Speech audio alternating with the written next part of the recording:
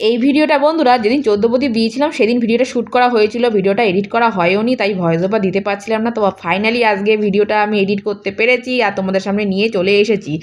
তো আগে বলো আমাকে কেমন লাগছে তোমাদের।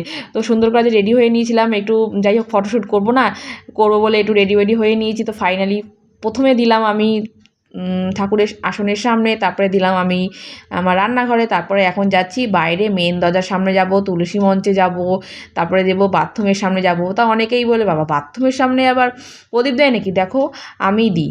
আমার ঠাকুমাকে দেখতাম, মানে আমার যখন ছোটোবেলায় ছিল তখন দেখতাম আমার ঠাকুমা পটির সামনে দিত, বাথরুমের সামনে দিত।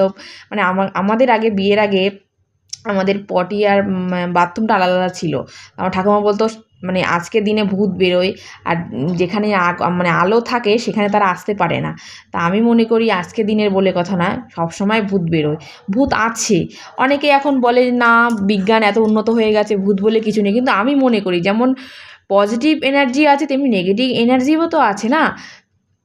তো এবার যাই হোক অত কথা এখন আর বলে তর্ক করতে যেতে চাইছি না। তো ভিডিওটা অবশ্যই কেমন লাগলো জানিও, কমেন্ট বক্সে জানিও। তো এখন আসলাম, টাটা।